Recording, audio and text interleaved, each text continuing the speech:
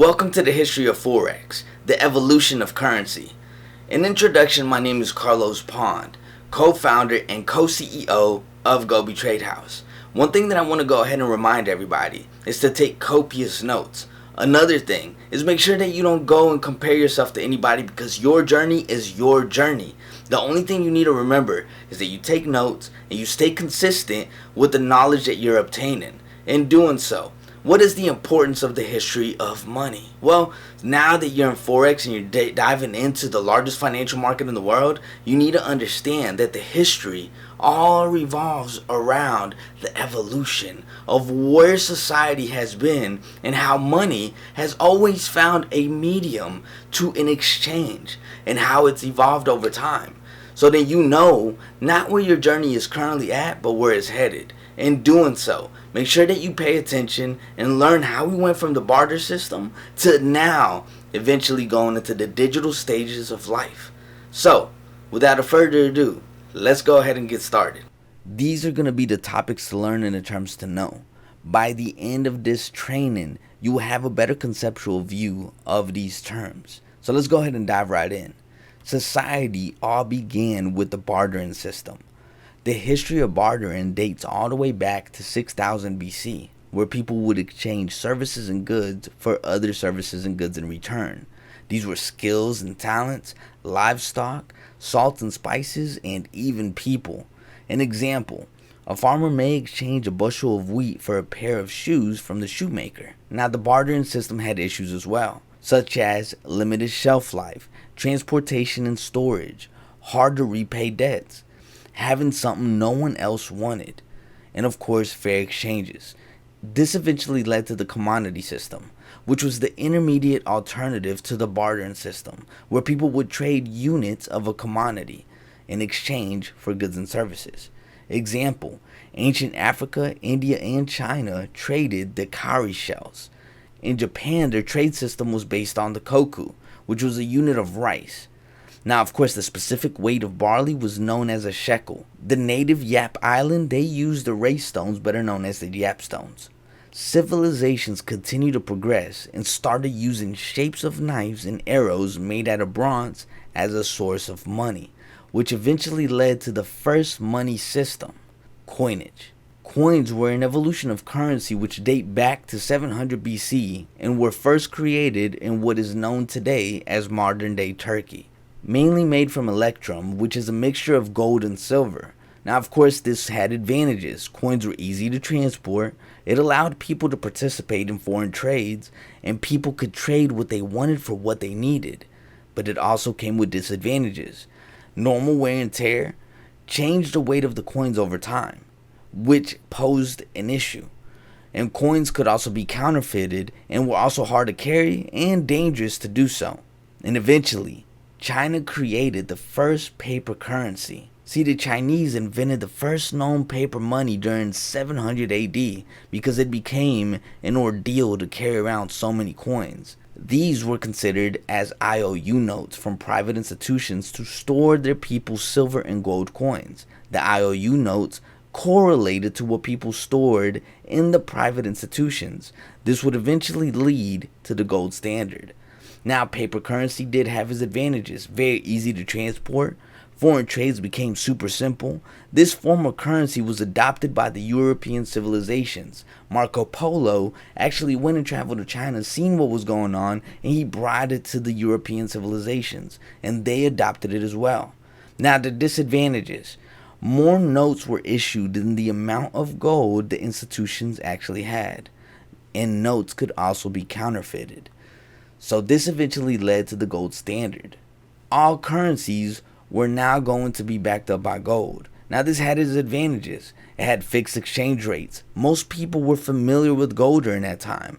And of course, it was an occurring natural material. It kept inflation in the correct parameters. Now, the disadvantages. Gold was way too difficult to move and had to be free flowing. Now, the net transfers from one country to another forced gold to have to transfer with it, which posed probably the biggest problem of them all. And all countries needed to maintain the money supply to a fixed quantity of gold. That was the gold standard. But eventually we came into the Bretton Woods system. This was known as the adjustable peg system. See, in July 1944, after World War II, 44 countries came together into Bretton Woods and agreed to come up with a monetary trading system that would allow currency exchange rates to be fixed. The gold standard wasn't advantageous enough, and since the US dollar held 2/3 of all the gold, the US dollar was chosen to become the world's reserve currency. This eventually led to the creation of the IMF and the World Banks. The purpose of IMF was to lend money to countries that were jump-starting, countries that were beginning to go ahead and start flow. But the main purpose was to prevent them from printing so much money, because printing so much money would cause currencies to lose value. The same thing with the World Bank. The World Bank's purpose was to lend money to new development countries that wanted to expand. But however, it was also put in place to prevent oversupply of money being printed. And then eventually, Nixon shocked the world. In August 1971, Richard Nixon abolished the Bretton Woods system by announcing the unilateral cancellation of the direct convertibility of the United States dollar to gold. While Nixon's actions did not formally abolish the existing Bretton Woods system of international financial exchange, the suspension of one of the key components effectively rendered the system inoperative. This led to free floating flat currencies.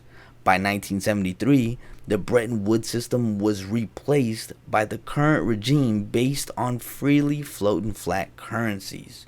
A floating exchange rate is a regime where the currency price of a nation is set by FOREX market based on supply and demand relative to other countries. This is in contrast to a fixed exchange rate, in which the government entirely or predominantly determines the rate. Once again, the floating exchange rate is determined by supply and demand. A fixed or pegged rate is a rate the government or the central bank sets to maintain as the official exchange rate. The reasons to peg a currency are linked to stability, especially in today's developing nations. A country may decide to peg its currency to create a stable atmosphere for foreign investments. 1994, we saw the first online forex trading system take place. And now we're evolving into cryptocurrency, the evolution of money. Now money is going digital, and this is important for you because you get to be ahead of the wave and not behind the wave. In the 1990s, digital assets became a huge topic because of the rising popularity of the internet. Now this came with the double spending problem method, which would initially mean that people would attempt to buy two goods with one unit. Now the double spending problem was solved around 2008 and 2009, where the first Genesis block or the first blockchain actually came about. And it came about from Satoshi Nakamoto. This is the name used by the presumed synonymous person or people who developed Bitcoin. They authored Bitcoin through white paper and created and deployed Bitcoin's original reference and implementations. As part of the implementation, Nakamoto also devised the first blockchain database. Now, blockchain is a system in which a record of transactions are made in Bitcoin or another cryptocurrencies that are maintained across several computers that are linked in a peer-to-peer network. Now, in May 22nd, 2010, Bitcoin was transacted in a way where they were able to buy a pizza. This is why May 22nd is considered as Bitcoin's Pizza Day, because it's the first time that pizza was bought using Bitcoin. And then in 2013 is the first time Bitcoin had its first ATM. See, all this is taking place through cryptography, PDF networking, and economic incentives. This creates economic value opportunity for just about anybody. And the good thing about it, once again, is that you're ahead of the wave and not behind the wave. Isn't it amazing how far we have came along as a society? How far we have came as people? All this, the journey of 1,000 miles starts all with one step. And our ancestors worked extremely hard for this, and now we're here in a digital stage of life. Despite the fact that you speak other languages, despite the fact that we live in other parts of the world, somehow in some way we figured out how to go ahead and co-unite together for the same common goal and the same common purpose. Now that you're diving into the largest financial market in the world, you need to take copious notes. And you need to go ahead and dive into each section that GOBE TRADEHOUSE provides you with and actually take it seriously. Yes, diversity is beautiful, but it is even more beautiful when we can speak the same language. And the language that we're speaking here is the language of what? The language of money. Now we're going to a digital stage of life, and you need to be aware of what's taking place. In doing so, pay attention, take copious notes, stay ambitious, and whatever you do, the only thing you quit is that you quit the struggle. You never quit on yourself. Alright, let's go ahead and dive into the other sections. Let's go.